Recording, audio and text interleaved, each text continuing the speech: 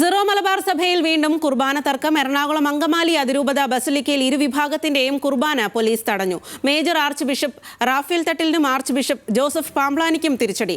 1000-ലേറെ ദിവസങ്ങൾക്ക് ശേഷം കഴിഞ്ഞയാഴ്ചയായിരുന്നു പള്ളിയിൽ രണ്ട് രീതിയിലുമുള്ള കുർബാന ആരംഭിച്ചത്.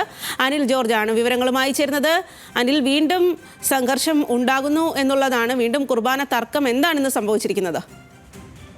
സ്വാതി, സീറോ മലബാർ സഭയിലെ എറണാകുളം അങ്കമാലി അതിരൂപതയുടെ ആസ്ഥാന ദേവാലയമാണ് കത്തീഡ്രൽ ബസിലിക്ക. ഈ കത്തീഡ്രൽ ബസിലിക്കയിൽ 1100 ദിവസങ്ങൾക്ക് ശേഷമായിരുന്നു കുർബാന വീണ്ടും ആരംഭിച്ചത്. അത് സമവായ രീതിയിലായിരുന്നു. അതായത് ഒരു കുർബാന ഏകീകൃത കുർബാനയും ബാക്കിയുള്ള സമയങ്ങളിൽ ജനാഭിമുഖ കുർബാനയും എന്ന നിലയിലായിരുന്നു.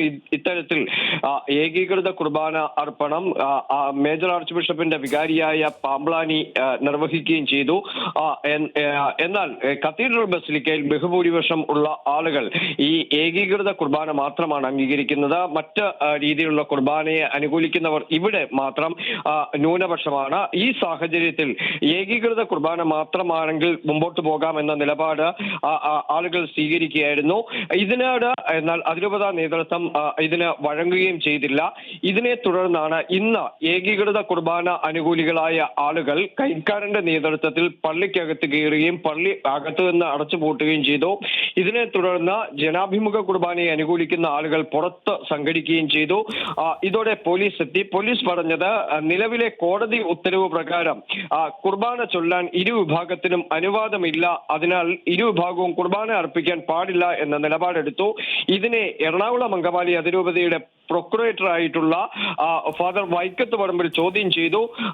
തുടർന്ന് പോലീസും ഈ ഫാദർ വൈക്കത്ത് പറമ്പിലും തമ്മിൽ നേരിയ സംഘർഷം ഉണ്ടായി. തന്നെ കുർബാന ചൊല്ലാൻ പഠിപ്പിക്കേണ്ട എന്ന ഫാദർ വൈക്കത്ത് പറമ്പിൽ പോലീസിനോട് തട്ടിക്കയറുകയും ചെയ്തു. ഇതിനെ ഈ ജനാഭിമുഖ കുർബാന അനുകൂലികൾ അനുകൂലിക്കുകയും ചെയ്തതോടുകൂടി പോലീസുമായി നേരിയ സംഘർഷത്തിന് ഇടയാക്കുകയും ചെയ്തു. ഇപ്പോഴും സംഘർഷാവസ്ഥ തുടരുകയാണ്.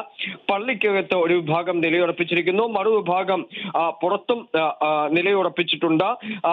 ഏതായാലും ഇരുവിഭാഗത്തിന്റെയും കുർബാന അനുവദിക്കില്ല എന്ന് പോലീസ് നിലപാടെടുക്കുകയും ചെയ്തു. ഇതോടെ ജനുവരിയിൽ സിനഡ് നടക്കുമ്പോൾ ശരി അനിൽ, സിറോ മലബാർ സഭയിൽ വീണ്ടും കുർബാന തർക്കം.